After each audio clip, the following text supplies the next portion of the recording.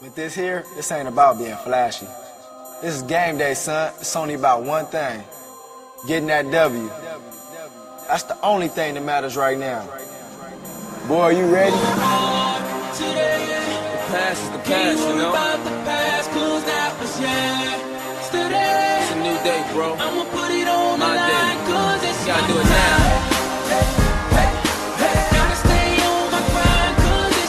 All right, guys, it's fantasy playoff time. You know, if you're listening now, it's week 14. You guys have made it into the fantasy playoffs, so congratulations. Sounds like hopefully our fantasy advice has been helping you get there if you're still listening in. Sorry we missed Tuesday's podcast. I was away on vacation, but I'm back and we're ready to help you guys get through the fantasy playoffs. So just like every Friday night, we're going to recap yesterday's Texans-Jaguars game, preview the rest of week 14, play Let's Talk About Flex, and then finally go over some bold predictions we both have. So Matt, first let's recap last night's game, Texans-Jaguars. You know, probably the biggest news from this game actually happened after the game was over. You know, Gary Kubiak fired from the Texans after 8 seasons. Can't really blame them. 2-11 record, league worst. You know, it just kind of, leads me to my next deduction that, the Texans are probably going to be taking a quarterback in this year's draft. Can't see how they're not.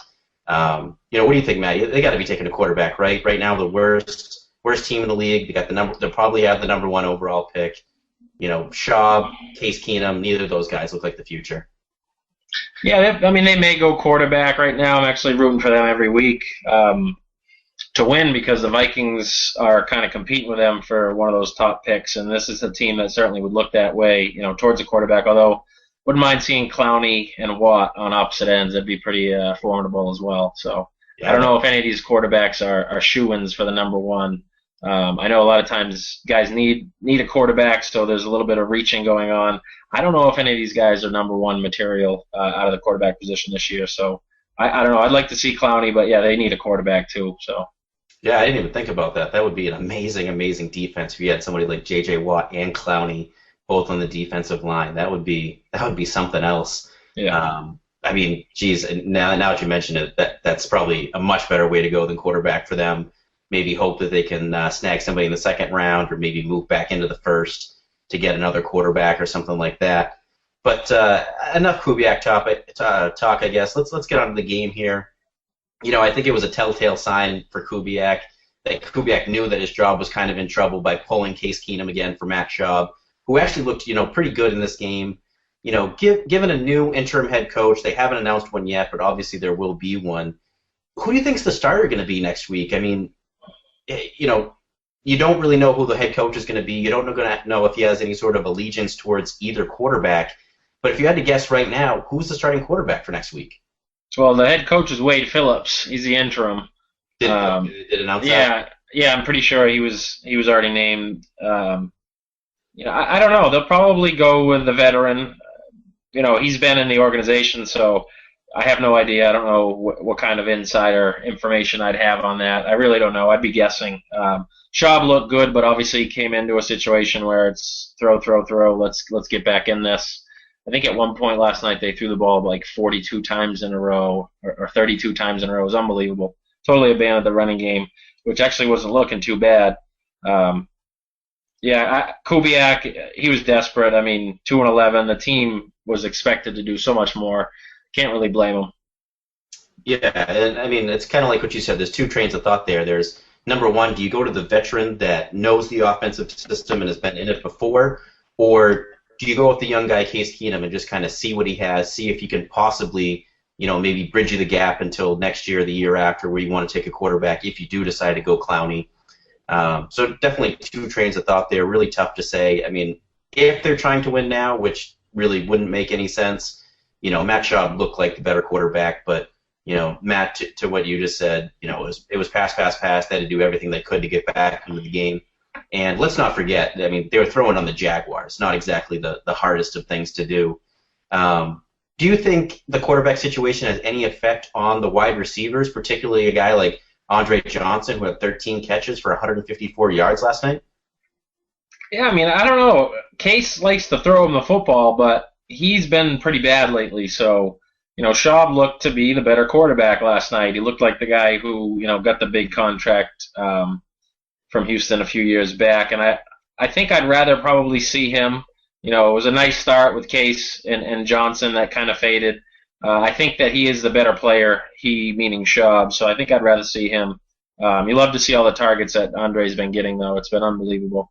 The thing with him, obviously, history shows you that he's not looked for very heavily in the end zone with Schaub, so I guess that could be a little bit of a downfall. It was interesting to see the difference, especially as good as Case looked to start, but I think the coordinators were kind of getting a peg on him, and obviously that was showing the most recent games he's had. Yeah, and Schaub did obviously look towards Andre Johnson's way as well last night. Johnson 21 targets, so he was obviously getting targeted early and often by both quarterbacks, and I think that's kind of what you have to do when you have a guy of his caliber. But Jaguar aside here, MJD, 14 carries for 103 yards, his first 100-yard rushing game of the year. 2 receptions for 20 yards before leaving with a hamstring injury. He says he's going to be ready for Week 15 and obviously has the added days by playing a Thursday night game, has 10 days of rest before playing again. But next week they get Buffalo, who's actually been top 10 in run defense. So, Matt, do you think he's going to end up being a top 15 play for you next week? I just want to see more about what's going on in practice reports. This is something he came out instantly and didn't even really attempt to get back in the game. So it was obviously, didn't feel very good. Obviously he's being optimistic right now, saying he'll be ready for Week 15. We really don't know. And the hamstring is one of those injuries that scares you. He could give it a go for Week 15, 2-3 plays in, feel it again and then miss the game. So it's going to be scary to have to rely on him come Week 15 unless you're starting to hear, real heavy workloads in practice. And some positive signs. Yeah, it is always scary with hamstring injuries because they can, definitely creep up out of nowhere and just come up, kind of randomly come back next game. Like you said, maybe after a couple carries, all of a sudden it starts hurting him again. So it is going to be kind of hard to rely on him. I think keeping him out of the game was more precautionary than anything. By the time they got the ball back where he would have done any sort of damage, there was, 2.5 minutes left in the game. So not a lot of time left to really, get anything going there. But let's move on to the rest of the games here. The previewing of the Week 14 games, Matt. Colts and Bengals. Last time we saw, Donald Brown last week got announced as the starter over Trent Richardson. I know me personally, I don't have either particularly high this week. I have Brown at 34 and Richardson at 39. Bengals' 5th best run defense against opposing running backs and have not allowed a rushing touchdown to a running back since Week 3. What are your thoughts on the whole Donald Brown versus Trent Richardson running back battle?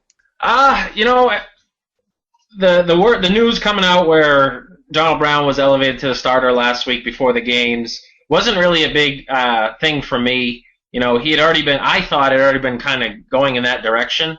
Of course, the announcement was nothing more than that, I think. Name a guy a starter doesn't mean the workload is going to be, 90% his and 10% the backup. So I think you saw, though, more of this is what the coaches think moving forward. I think Brown is actually the better player right now, believe it or not.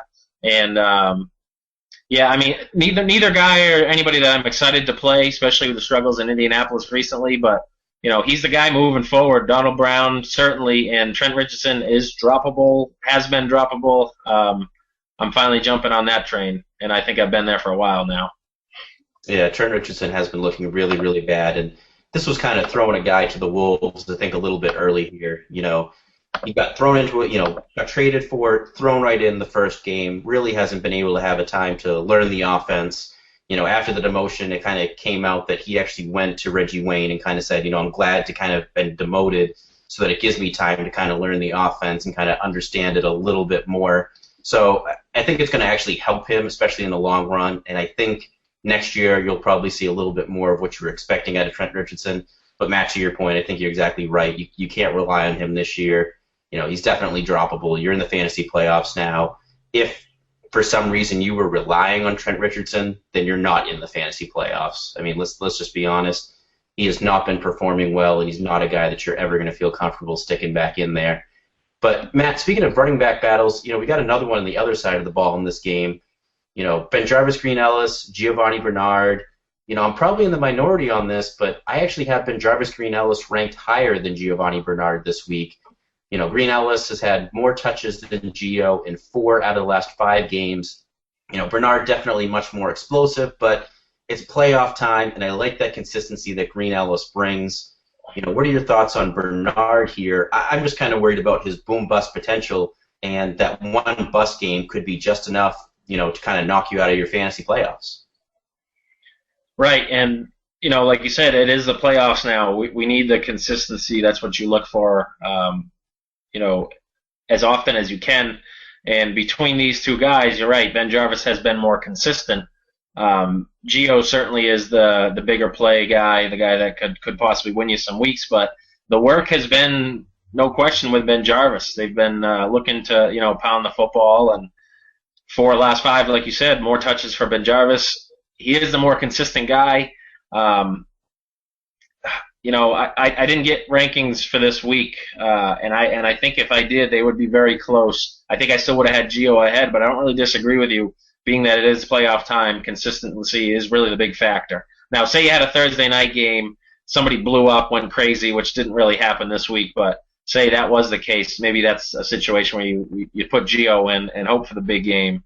But being that everyone's pretty much an even playing field, yeah, I agree. Playoff time, I want consistency. You might be right. Ben Jarvis may be the way to go. Yeah, I think there's definitely a couple circumstances where you might be throwing Gio in there over Ben Jarvis. To your point, maybe you're playing against Andre Johnson in a PPR league, for example, and didn't expect Andre to go off the way he did. The other example, I think, maybe if you're the 6th seed and you're going up against, say, the number 3 seed because your top 2 seeds get buys, and that number 3 seed is really, really strong, so you need to kind of get that boom potential in order to even have a chance against them, then I could see you sticking him in there for that reason.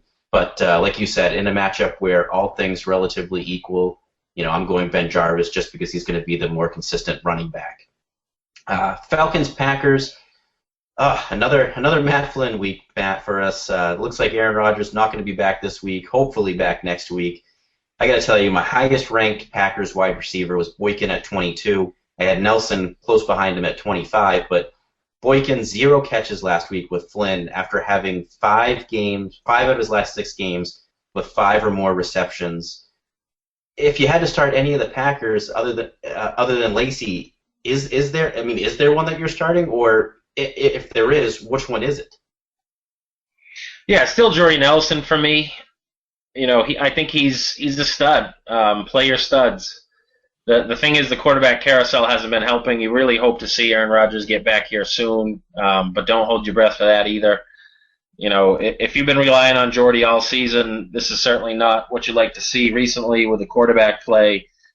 Flynn looked awful last week. Tolzien was no better the week before.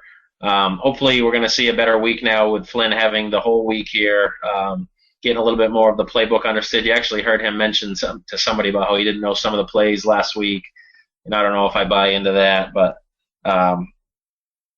it's still going to be Jordy Nelson for me. I'm worried about all 3 of them, and I don't think I'd touch anybody but him. Obviously Lacy, of course, but any catchers of the football in this offense, I don't want anybody but Jordy Nelson. Yeah, and I'm not excited about him. Passing game is a mess with Matt Flynn. And like you said, I can't really buy into Matt Flynn not knowing the playbook. It couldn't have changed that much in a couple of years.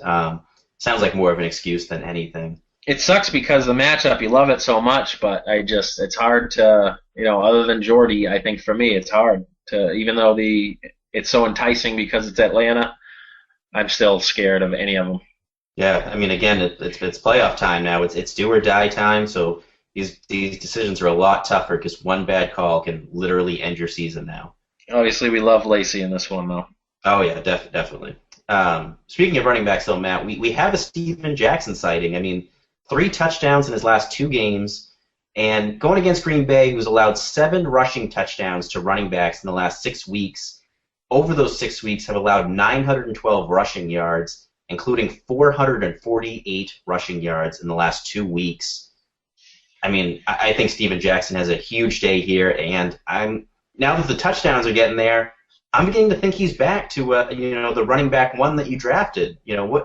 What are you expecting out of Steven Jackson in such a great matchup?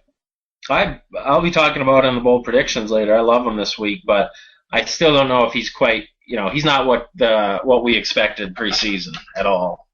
Still not at that level. We were looking at him as a top 10 guy. I think most people. So not that level. Certainly progressing closer to that. And another matchup like this certainly helps that. I'd love to have him on my team for this matchup this week in the playoff game when.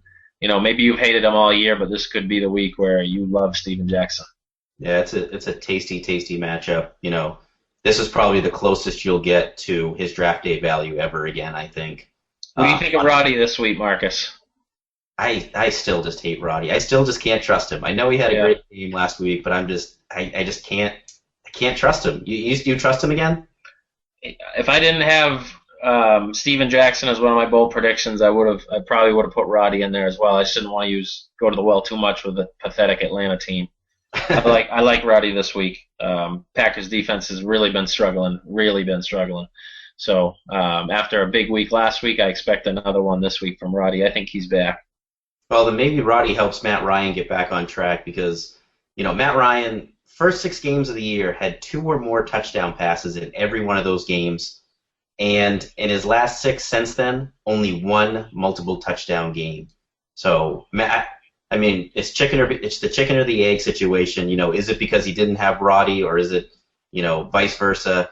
But Ryan has been looking really, really bad. So, if you're predicting a good day for Roddy White, maybe that helps get Matt Ryan kind of back on track in this one. Yeah, I'd still like the last game. We didn't talk much about Luck, but Luck, Ryan, I don't want anything to do with these guys come fantasy playoff time.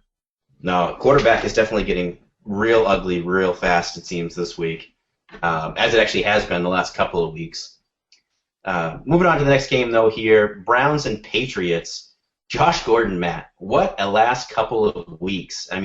Almost 500 receiving yards the last 2 games.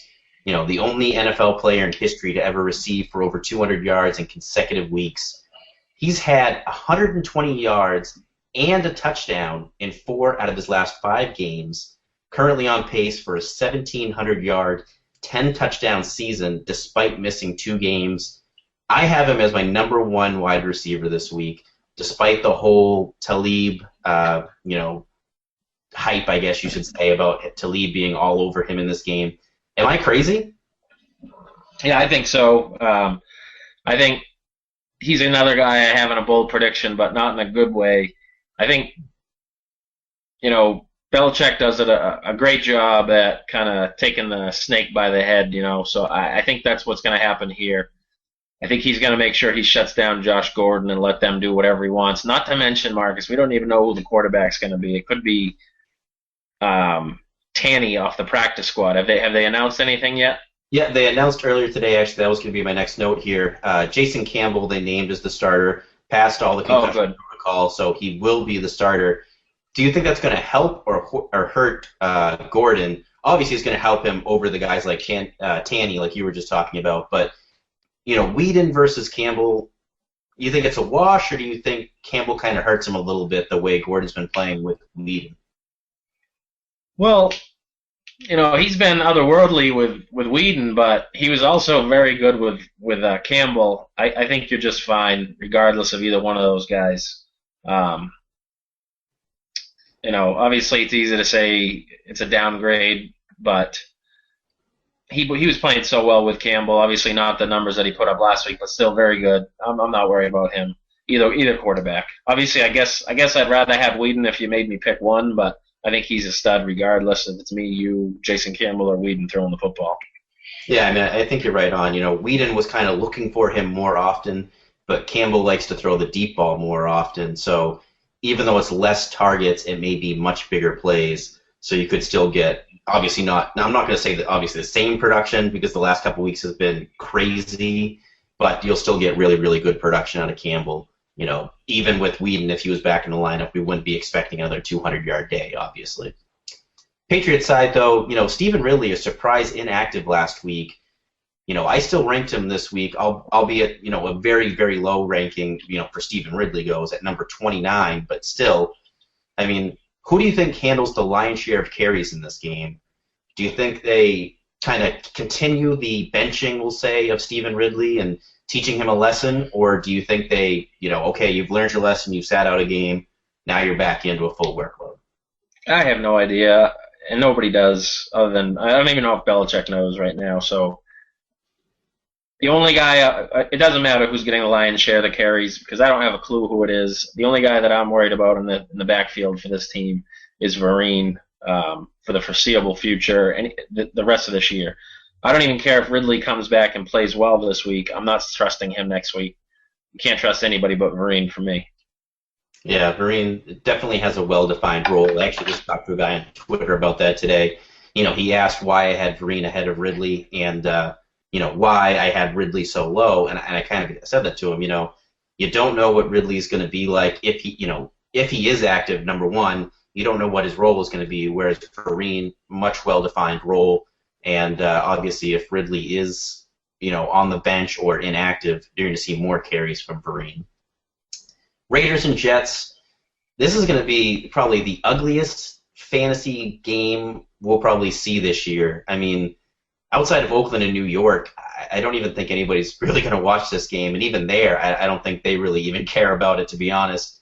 Rashad Jennings, as you know, he's trying to come back from his Thanksgiving Day concussion. Still hasn't passed the league concussion test, but he's been practicing. Meanwhile, McFadden has the ankle injury that he suffered. Keeping him out of practice, both listed as questionable here. If you had to pick one and you had to start one, which one are you going with? If I had to pick one tonight and I don't have internet and I can't see anything come Sunday morning, I guess McFadden. But let's say both of these guys missed the game. I'm loving Marcel Reese. Oh, yeah. Definitely. I swear that guy should be the starting running back on this team anyways.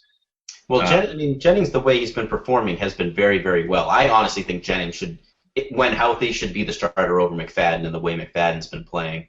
But to your point, Marcel Reese, has been very, very good for them in years past. So, he is a guy that you should be watching for. If I had to pick one of these guys now, I think I'm going Jennings just because at least he's practicing, which means he's getting better, whereas McFadden is sitting out of practice, which really worries me. Not to mention it's Darren McFadden. His injuries, kind of to our point earlier with MJD and his hamstring, his injuries could flare up walking into the stadium off the bus. I mean, that guy is just always hurt. Jets side, Matt, I mean... Regardless, though, by the way, we hate this matchup. The Jets are next to impossible to run on for the most part. So, especially with a banged-up guy, I hope you don't have to play Jennings or McFadden. Yeah, you're in some trouble if you're picking between the two, that's for sure.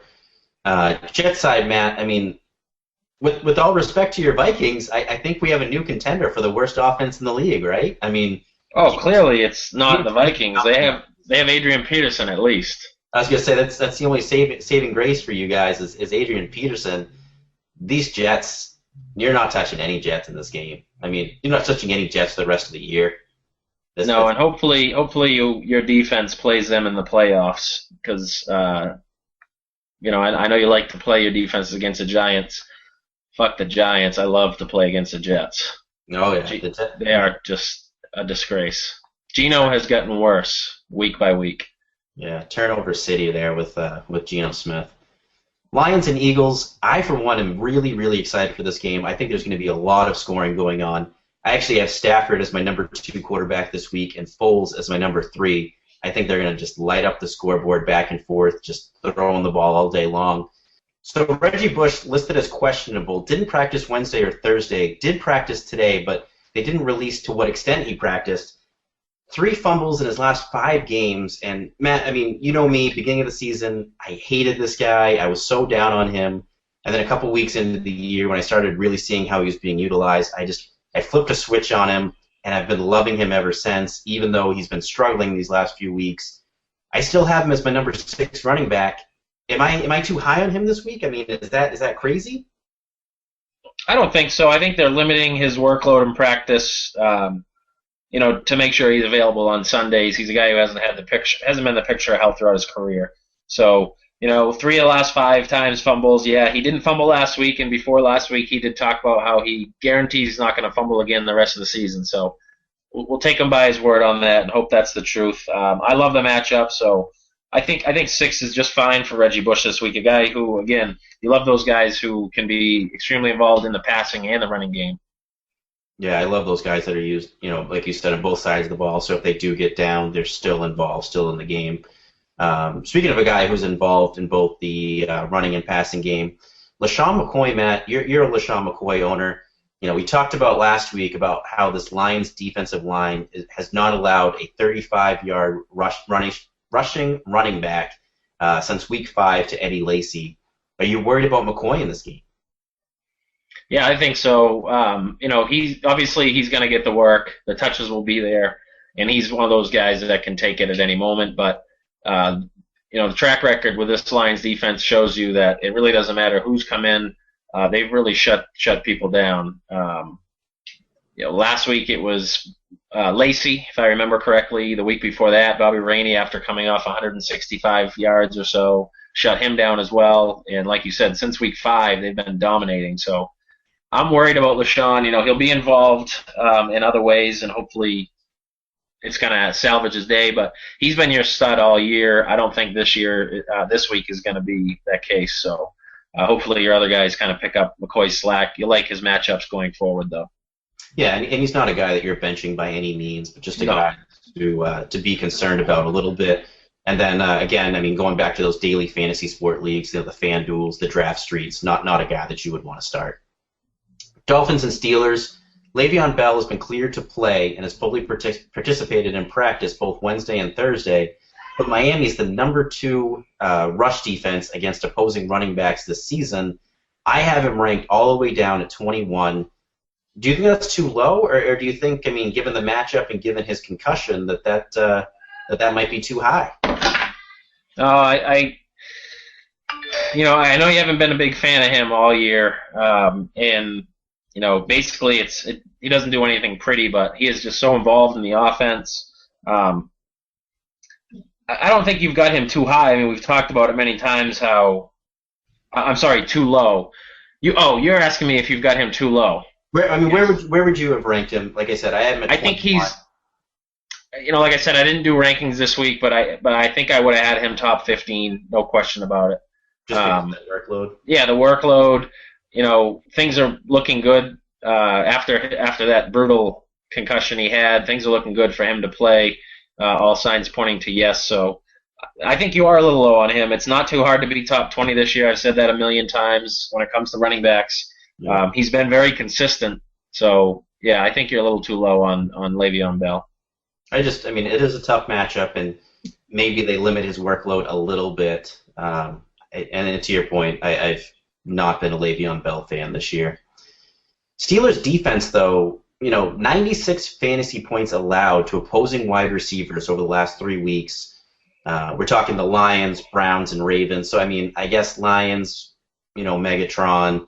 Browns, Josh Gordon, but Josh Gordon obviously not. I would obviously put him in Megatron's category. In the Ravens, who, no one's really scared of the Ravens passing game, but, Mike Wallace has now scored in each of his last 2 games. What do you expect from him in this tasty matchup? Yeah, it's a far cry from the Steelers' pass D in the beginning of the year. They were shutting down number ones. Ike Taylor has definitely taken a turn for the worst, and I think I like Mike Wallace this week. It's been hard to decide, where you want to put him in your rankings, but he's had 2 solid weeks in a row, coming into a great matchup that's really been struggling. Ike Taylor has been getting burnt, and I think Wallace, this is his old team. He's got a little extra incentive here, so I actually like him this week. Yeah, I think you can trust him this week. I would say typically he's been a tough guy to trust, but these last couple of weeks has been very, very consistent and a great matchup. So as a wide receiver 2, I really don't have a problem. Wide receiver 3, I'm loving him. So I think he's a guy that is a safe bet to be a starter this week. Bills and Bucks, coming off the bye, C.J. Spiller actually ended up having more carries and touches last week than Fred Jackson. But the Bucks are a top 10 run defense this year. Are you trusting either running back in this matchup? It's hard to. It's a tough matchup. Spiller, he's not listed on the injury report, but even last week you'd still see him limping after plays. So, something's still affecting him there. It's hard to say. I think I'm still believing more in Fred Jackson, even though the touch difference. I don't know. Neither one of these guys. I need to see more from Spiller before I can really count on him. But he had a good week last week. It's a tough matchup. He's been so inconsistent. I hope I have someone else to rely on. But if you have to play him, I guess I don't hate him after what he did last week. Yeah, I mean, I have a hard time trusting either of them just because they obviously want to get C.J. Spiller the ball more, and just as easily as he could break out for a 120-yard rushing day, he could have a 16 carry for 9-yard rushing day. Fred Jackson a little bit safer, because he's been getting involved in the running game and the passing game, but we've been seeing 60 to 70 total yards from Fred Jackson, and he's become really dependent on those touchdowns, which obviously last week they came, but in previous weeks haven't. So it's hard because Fred Jackson relying on the touchdowns, and then C.J. Spiller so boom or bust. Hard to like either in this matchup. Hard to trust either of them. But I mean, I guess there's always worse guys out there. If you have one of these guys, you're probably starting him because odds are you probably don't have any of those other top 20 running backs this week, unless somehow you got lucky and you got both Zach Stacy and Andre Brown, those types of guys. In which case you'd be starting those guys over both of them. But tough to say depending on your lineup. Just you put them in your lineup, you're not feeling confident about them, that's for sure. I'll tell you this, too. The running back on the other side of the ball, Bobby Rainey, I think I'd play him over both of them. Yeah, I think I would, too. I mean, the workload, the matchup, about the same maybe. But at least he's going to get the full workload there as opposed to the other two guys splitting it.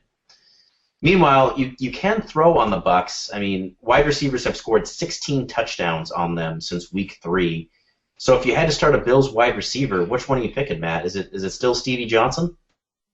Well, I wish I knew who Revis would be covering, although I don't know if any of these receivers, would quite garner the respect to have Revis kind of follow him around. Yes, the Bucks have been struggling against the pass, but it's really the guys that Revis isn't covering. So I wish I knew because then I could answer that question quite a bit easier. I guess I'm going to guess that it'll be Revis on Johnson.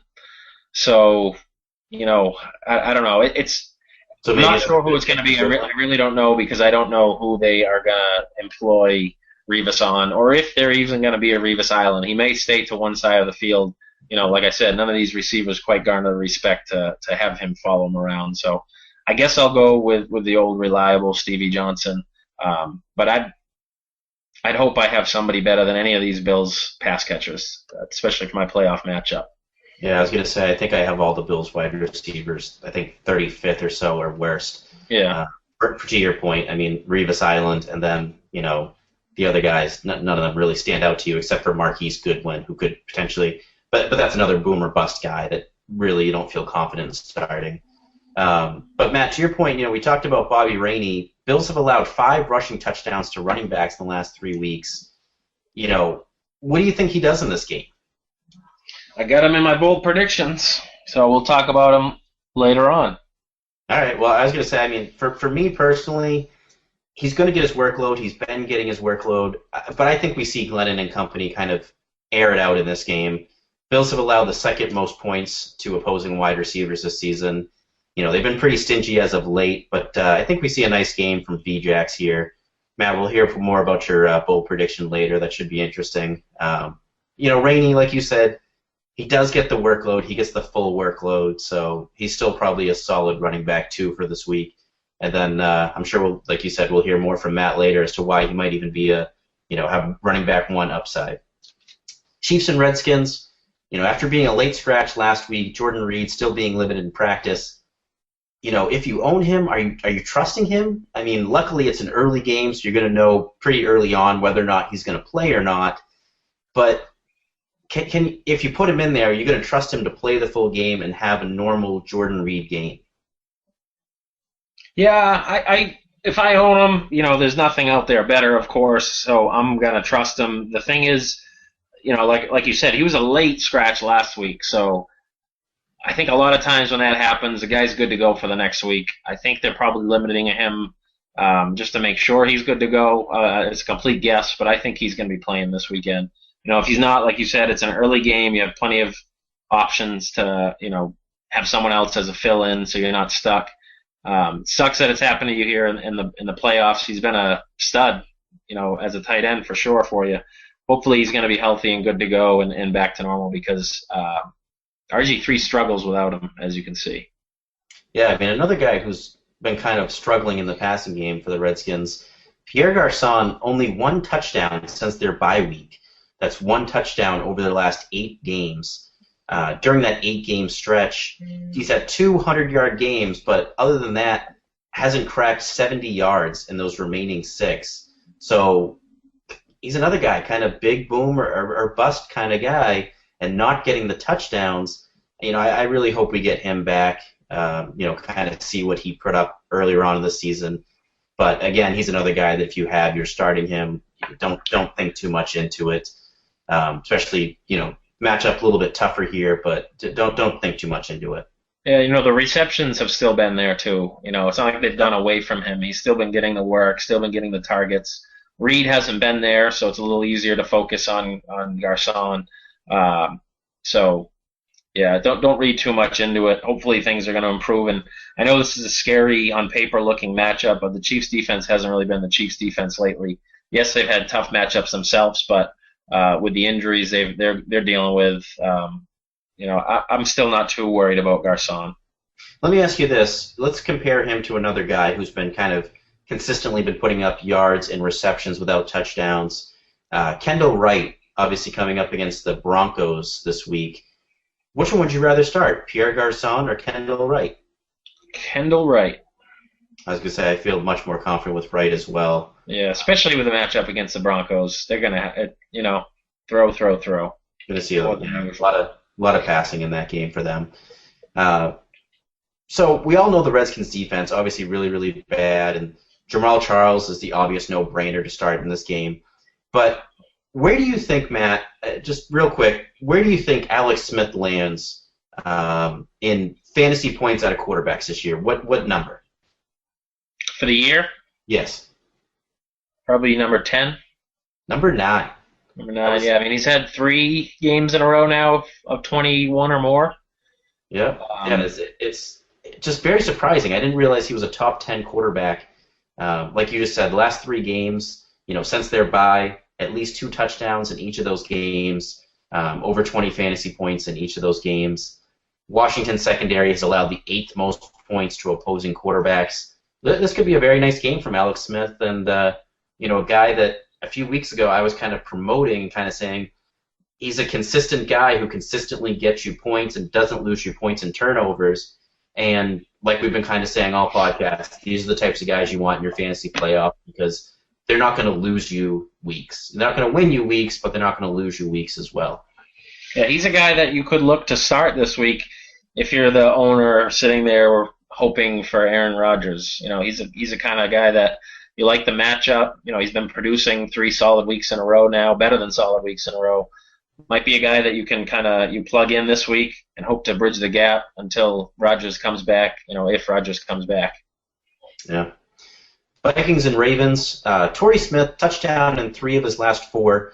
Minnesota has allowed a touchdown to opposing wide receivers in every game since week 2.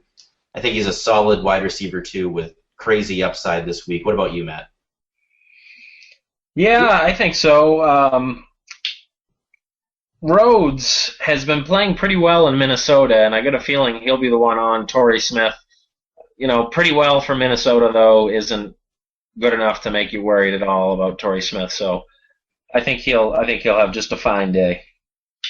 There you go. Coming from the Vikings fan that knows him. I like that analogy. Pretty good for them is like average. Yeah.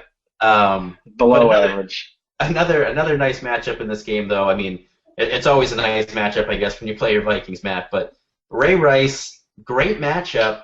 But he's another guy that in a do-or-die situation where if you lose, you're out, are you going to be able to trust him? I mean, it's tough, but I still put him ahead of guys like Ryan Matthews and Frank, Frank Gore. I mean, those types of guys. How do you feel? You mean you put them behind those guys, right? I put him behind those guys, right? That's what I meant. Sorry.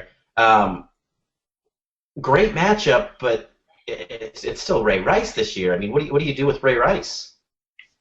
Boy, I'll tell you. I mean, this is a great matchup. It's a really nice matchup, and I think you can trust Ray Rice this week. There's some I do. confidence. I do think you can. I think you can guarantee an 8-point day out of Ray Rice against this matchup. I don't expect it to be a close game. The Vikings really should be playing to lose right now. So I don't know. I kind of like Ray Rice this week. I actually like Ray Rice this week. I do. Another one that I'll be talking about later. It's definitely scary when you're all basically you're liking Ray Rice. I think to a much lesser extent, Bernard Pierce will have a nice game here too. I think their running game will do very, very well in this game in a bad matchup. It's more that I hate the Vikings, defense. It's more that than liking Ray Rice. Right, exactly. It's the basically you're taking the lesser of two evils here because exactly there's going to be fantasy relevancy when you're playing against the Vikings. Viking side, Matt. Once again, I mean, nothing else to talk about except for Peterson, right? I mean, you're starting Peterson, and that's it again, right? Right. Nobody else you want to touch. Titans and Broncos. This is going to be a really interesting game, I think. It's kind of what happens when an immovable object meets an unstoppable force here. We're going to find out in this game because Titans have only allowed 2 passing touchdowns in their last 8 games. Just 2 passing touchdowns in 8 games. Meanwhile, they get Peyton Manning, who needs just 10 touchdowns in his final 4 games to break Tom Brady's single-season touchdown record. I still have him as my number 1 quarterback. I will continue to have him as my number 1 quarterback, regardless of the matchup, the rest of the season. He's the guy. He's going to be the guy. There should be nobody else ahead of him for quarterbacks. Julius Thomas, though, Matt, it sounds like they upgraded him earlier today and that he's now probable. After being limited in practice on Wednesday and a full participant yesterday, are you worried at all about Julius Thomas? No, I think he's playing this week. I would almost guarantee it. Like you said, full participant, that doesn't happen unless a guy's gonna play, especially on a Thursday. Maybe they try it on Friday. Keep an eye tomorrow. I'm sorry. Keep an eye on the practice report. See if there was any kind of a problem from the participation level. Pretty sure he's going to be good to go. Don't worry about it. And I don't think it's one where you have to worry about him. Once he's playing, I think he's right back into full role, I guess is what I'd say.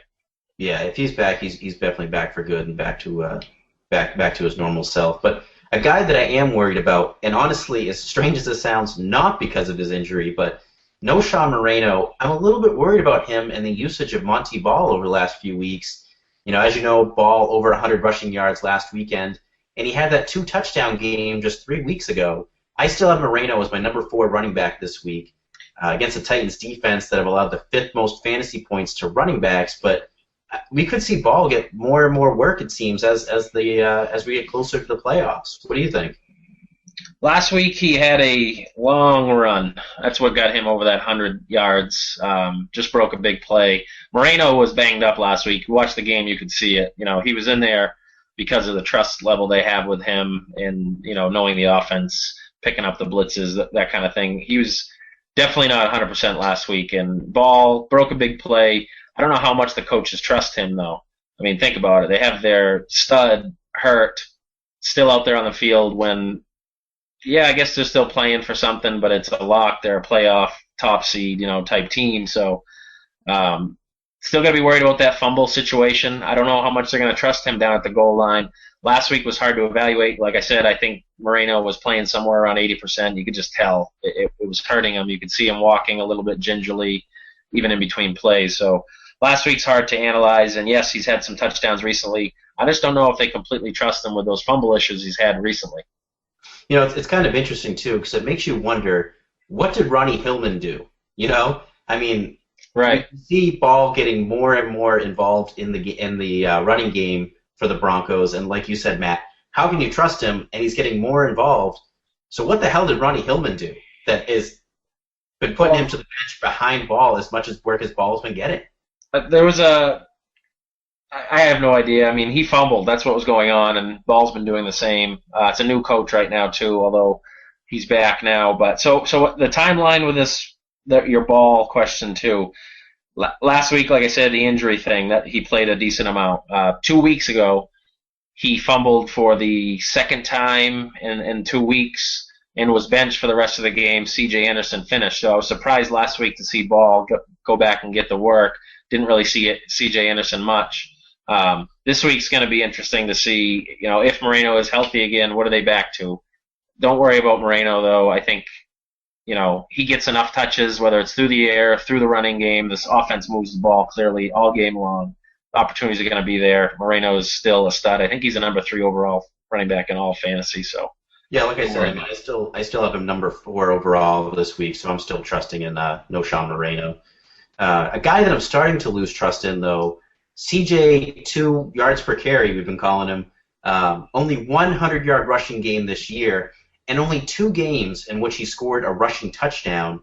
I got to tell you, if it wasn't for this great matchup, or I consider it to be a great matchup because I think there's going to be a lot of garbage time, and the Broncos have a very poor run defense, I would probably have him outside my top 20, but because of this matchup, I have him at number 8. What do you think about Chris Johnson this year? I mean, he's been a boomer bust guy, but potentially this is a good matchup. Yeah, I like him this week. I like a lot of guys when they're playing Denver because of the situation their team is usually put in. Denver scores, I guess, a lot of points. I guess you could say that. So, I guess it forces the other team to get a little creative, I guess is what you could say. They need to put points on the board, try to keep up with Denver. He is your most explosive player on offense. So if I'm a coach, I'm trying to get him the ball. And I'm going to try to get him the ball in space. I'm going to get him the ball out of the backfield. So I like him this week strictly because of who they're playing. And not only is the offense on Denver, put your offense on the opposite side in a situation where you need to score some points, but Denver's defense isn't very good, so don't forget that either. I like him this week. Obviously if you have him, there's not a whole lot that you have better, so you're playing him. And I think you got to like the matchup that you got here for your first week of the playoffs. Yeah, I mean, like I said, it's all matchup for me. Otherwise, I would be really down with this guy here. Rams and Cardinals. Michael Floyd. I'm beginning to think that he has now surpassed Larry Fitzgerald in terms of. He didn't even have 100 yards last week. Michael Floyd? Yeah, it was only 99. It's disappointing. Very, very disappointing. But this week, I finally ranked Floyd ahead of Fitzgerald. I had Floyd at 16, Fitzgerald at 26. What do you think about that? What are your feelings on Michael Floyd versus Larry Fitzgerald? I'm still going to say Fitz, but, let's look at recent production here. It's certainly not the case. Floyd's been awesome. Fitz has been as well, and it's all a result. I think what you see here is Floyd's really hit his stride, which is helping everybody. Palmer is playing much better. Maybe it's Palmer. Who knows? Is it Palmer who's getting better? That's what's influencing these two guys. Is he getting a little more used to the offense? But regardless of what it is, whoever it is, I like all 3 of them. They've all been pretty good recently. And, having Floyd ahead of Fitz by such a big margin, I think, is a little bit weird to me. 10 spots, but having him ahead is certainly fine. I don't know if it's 10 spots worth, but, 10, ahead of Fitz is okay with me.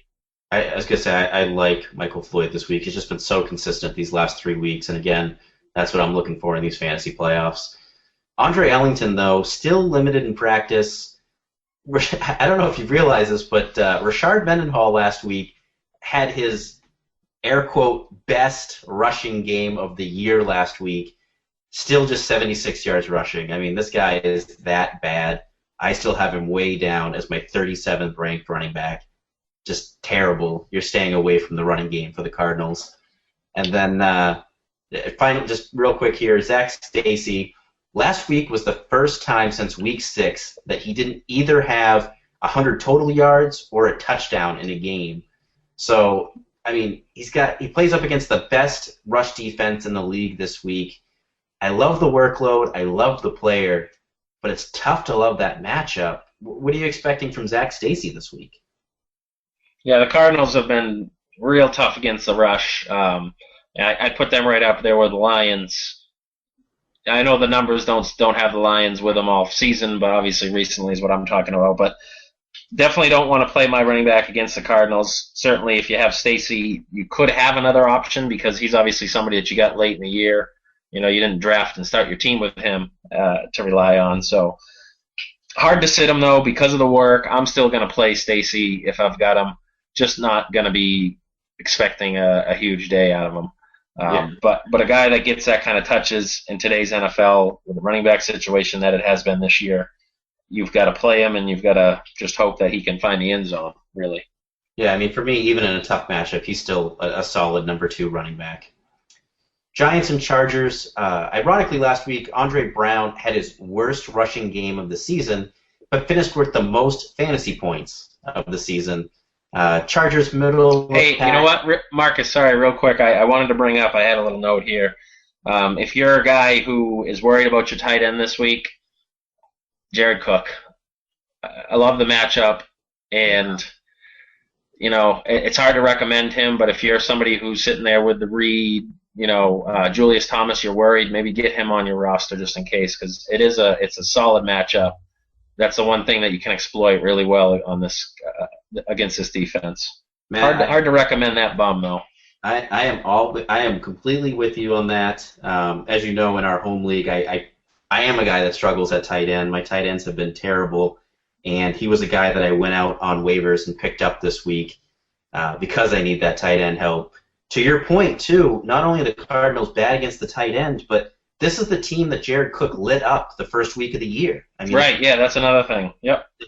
Going back to that, 7 receptions, 141 yards, and 2 touchdowns in that game, week 1. If you get half of that production here, you're still happy. You know what I mean? Yep. If you get 70 yards and a touchdown, you're still happy with that production, especially if you're grabbing him off the waiver wire as a 1-week fill-in. So, yeah, I'm with you on that one. I picked him up a few days ago exactly for that reason. But jumping back just here real quick, back into the Giants-Chargers, talking about Andre Brown. Chargers middle of the road against the run this year, have allowed 8 rushing touchdowns, though, to running backs over the last 5 weeks. Matt, if you had to make a flex call between Andre Brown and we'll say his teammate like Victor Cruz, who are you starting?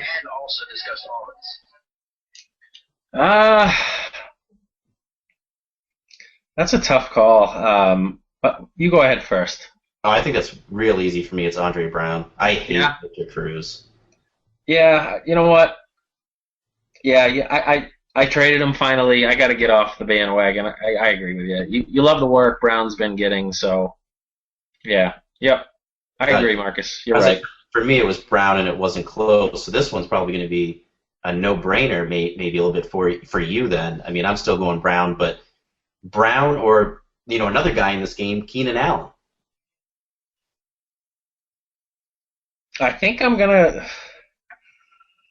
Wow, I was gonna say if you liked Victor Cruz so much, I thought you were gonna love Keenan Allen. Yeah, no, I know. I think I got a little just caught up in the name with Cruz for some reason, thinking it was week 2 or something. But it's just hard because of the work that Brown will get. Keenan has been so good recently, but he's burned me. I guess I'll stick with the running back. I'll go with Brown still. And then just real quick, since we talked about Victor Cruz, I know this is a guy that we haven't talked in this podcast in a few weeks. And we probably shouldn't have, but Hakeem Nicks has not gone over 51 receiving yards since October 10th. We probably should have mentioned this weeks ago, but I think it's pretty apparent and has been pretty apparent by us not talking about him. But Hakeem Nicks has been droppable for weeks. I hope we didn't let anybody down by not saying that sooner. But if you're still holding on to him, thinking he's going to turn into something, just stop. I'd rather play Ruben Randall all day. Oh, yeah. I've been ranking Randall ahead of both Vic Cruz and Nicks for the last couple of weeks now. But a guy that I think might still be available for you on your waiver wire this week that could really help you out, Ladarius Green, Matt.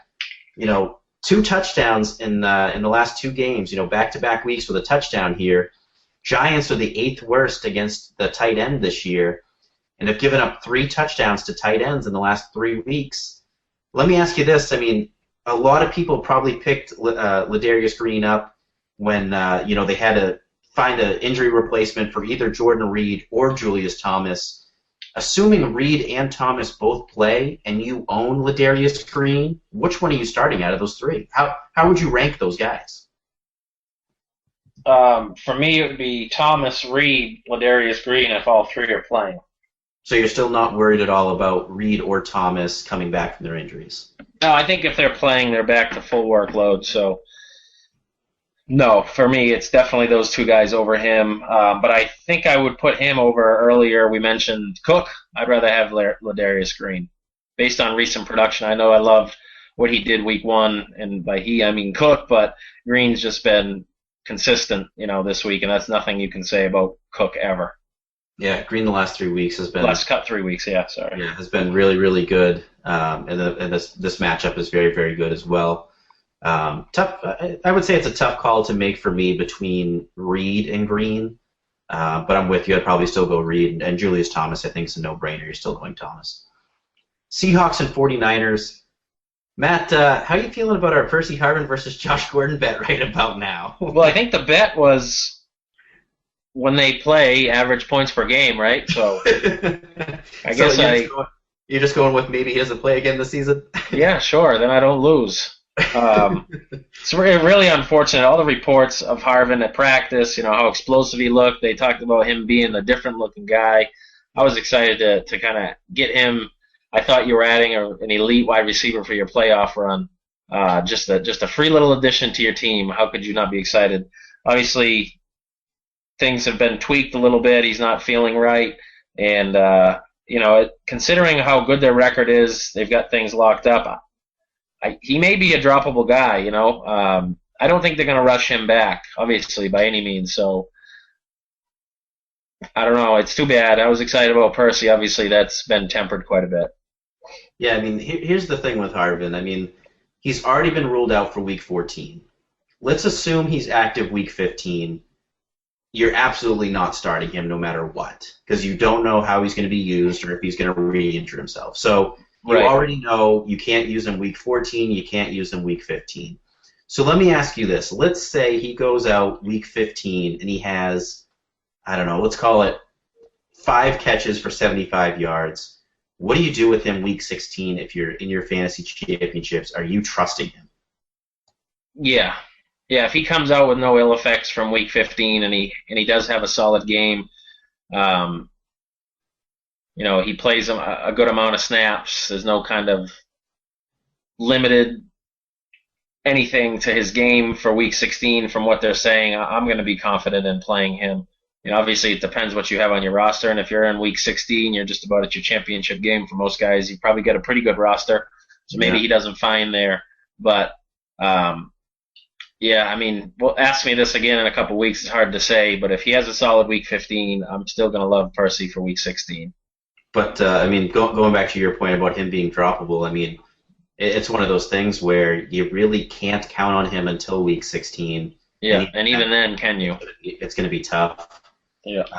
With Harvin out, though, I just want to throw out there real quick, Doug Baldwin, touchdown in 3 of his last 4 games, putting up solid numbers. If you're in a deep league, a 14-teamer, a 16-teamer, this is a guy that should be starting for you. He's getting the work as the number 1 receiver for the Seahawks, which, ironically, and I didn't realize this, are scoring has scored the second most points in the NFL this season. This isn't the Seahawks of old that were winning games 12-7 or 15-7 or 15-10 or something like that. They're putting up points this year, which is very surprising. Not the Seahawks offense you've been expecting.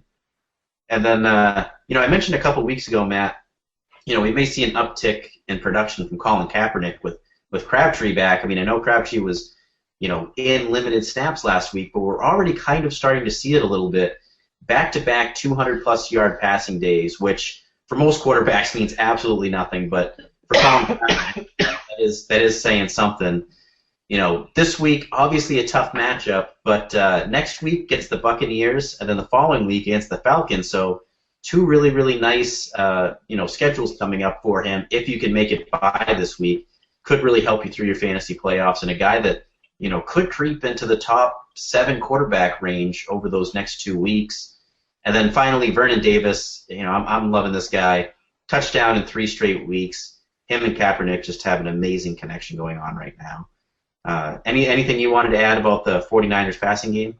Yeah, don't be fooled by Crabtree having the, what was it, a 60-something yard reception last week. He looked like a guy coming back from Achilles. Yeah, I was going to say you're staying away from him this week.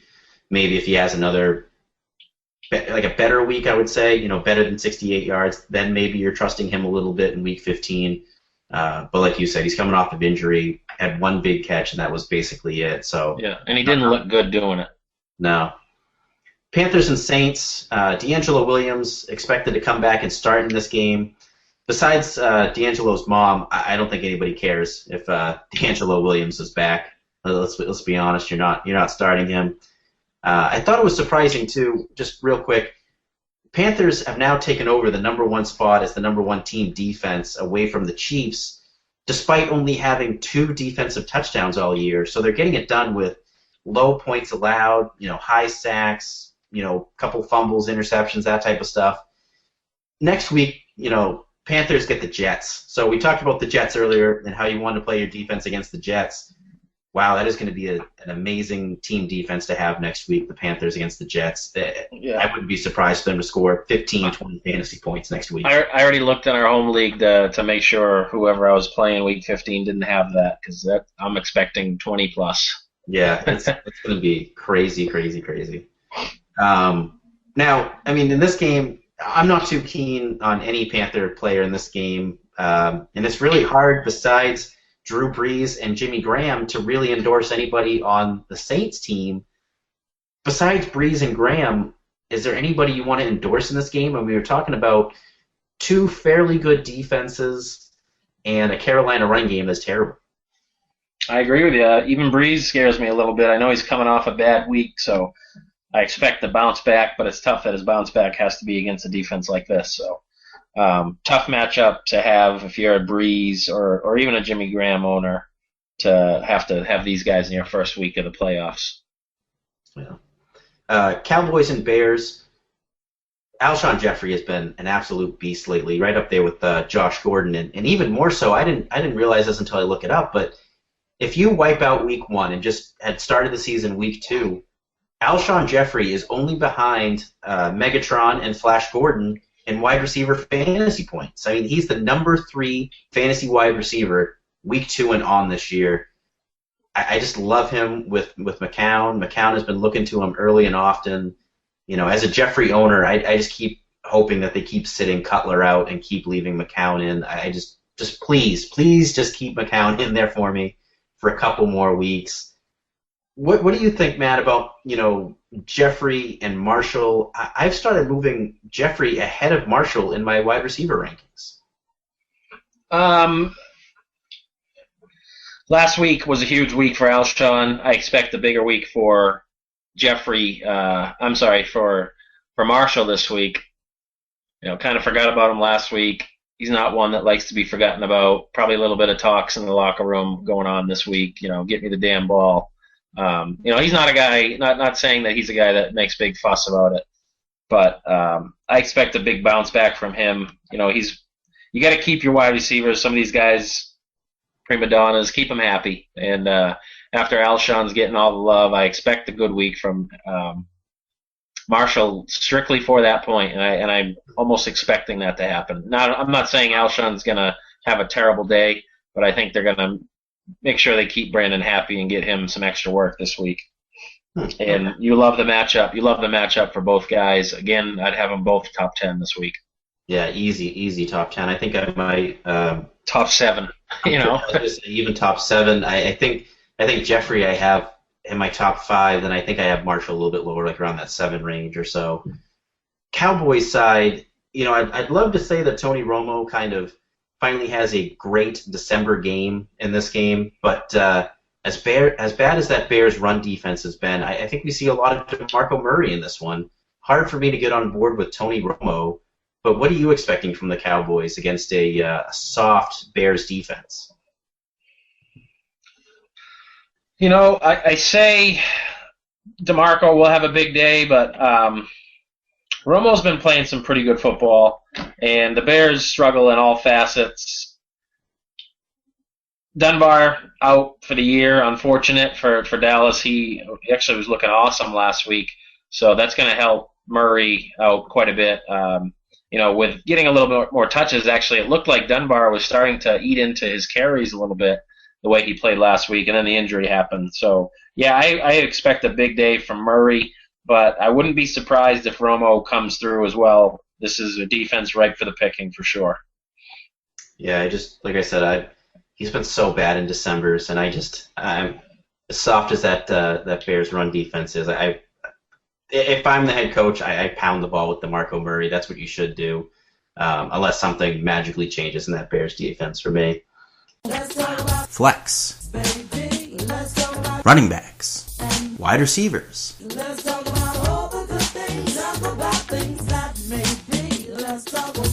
Flex.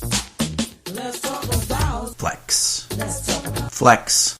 Let's talk about some flex questions we got now. Shane McDonald at McDonald Shane, which for me, ironically, I was just trying to, in my head, I'm like, was at Shane McDonald already taken? A little strange, but he asks, better flex this week in a PPR, Roddy White versus Green Bay, Ray Rice versus Minnesota, or Jordan Reed against Kansas City?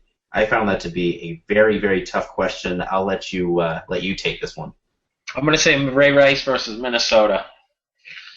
Yeah, I'm going the same way there. The matchup is just so soft. You're going to get probably obviously more receptions, I would hope, out of Roddy White and Jordan Reed. But I think Rice has a nice day here against a soft defense. Yeah, and I mean, I expect a big day from Roddy. Like I said earlier, my bold predictions, I didn't want to pick two, but I think Steven and him are going to have a big day. But I don't know, I have a good feeling about Rice, and I guess I should say I have a bad feeling about Rice because he's going against my Vikings. But, yeah, I think he's going to have a solid game. I really do. Yeah. We actually got another Ray Rice question here coming up. Andrew Friedman at AFriedman15 asks, PPR League, Ray Rice or Steven Jackson? I'll say Steven Jackson, based on recent production and the matchup he has this week. I know I obviously like Rice's as well, but I'm going to say Steven Jackson there. Yeah, I'm going Jackson there, no question. And then finally, same league, PPR league for Andrew here. Danny Amendola or Jarrett Boykin? I hate them both. Yeah. I'll go Boykin. Yeah, I'm going Boykin as well there. It's hard to like either of those guys. Amendola just not getting the work, and Boykin hate his quarterback. Amendola's the second best slot little white guy wide receiver they have on that team. Yeah. Okay. I like Edelman more. Yeah. So make sure you follow Matt and I on Twitter, me at Marcus Katkin, Matt at Matt Dugal. Keep sending your questions to #BlindsidePod or sending it to blindside@blindsidefootball.com. And don't forget, every Sunday, Matt, Rob, and I live tweeting from noon until kickoff, answering all your start-sit questions. Matt, before we go, let's go over our bold predictions here real quick. I got a couple of receivers and a couple of running backs, and I have, this may be a little bit of a cop-out, but I have the same stat lines for all of them, basically. Kendall Wright and Michael Floyd, I'm going to say over 100 yards and a touchdown this weekend. I guess that's not the boldest of calls, but when you consider that they're all in, those two guys are probably in that 20 to 25 range for wide receivers, maybe a little bold. And then two running backs that I'm down on this week, Zach Stacy and LaShawn McCoy. I'm going to say both of them under 50 rushing yards. What do you got? I got Bobby Rainey going for 125 and a touchdown, 18 carries or more in every game he started this year. He actually had a pretty solid game last week against a very hard matchup. And the Bills' last three games, they've let up 111 yards rushing or more and at least one touchdown. I have Steven Jackson going for 155 total yards. I think he's going to get some on the ground. He's going to be involved in the passing game against that great matchup in Green Bay. Green Bay, over the last 6 games, they've let up 23, 27, 17, 16, 29, and 41 points to fantasy running backs. I think Ray Rice is going to have a 100-yard rushing day against Minnesota with a touchdown. And I think Josh Gordon is actually going to be held 65 yards or less. Like I said earlier, I think Belichick's going to do a good job making sure that he shuts down really the biggest thing they've got going on there in Cleveland. And if he can do that, there goes the rest of the team. So Belichick usually can excel at that, shutting down the main guy. I think that's going to happen this week. I got to tell you, as much as I love Gordon, I'm surprised he hasn't been shut down sooner. I mean, stick 2 or 3 guys on him if you want to. Yeah. Make the Browns beat you with Willis McGahee and Greg Little. I mean, just think about that.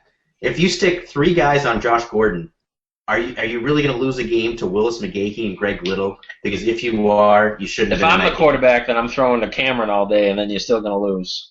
Well, you know what I mean. Obviously, it's not a lot of offensive weapons out there. So all you got to do is, right, like we said, double, maybe even triple team him every play, and just game over, drive home safely. I mean, come on, that's all you got to do. I understand easier said than done when you're talking about a guy with Josh Gordon's talent, but I mean, it shouldn't be that hard to shut him down.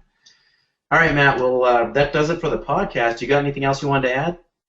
no, that's it. All right, guys. We'll talk to you guys on Sunday. Make sure to send those questions to #AskBlindside.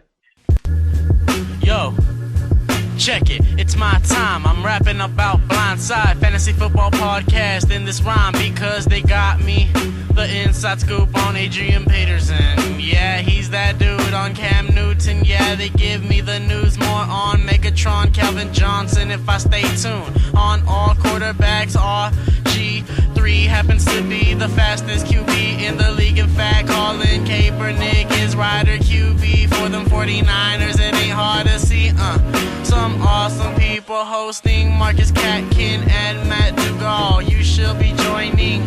Skinny or fat, short or tall, anyone can tune in to Blindside Football. Have a try, dude. Listen on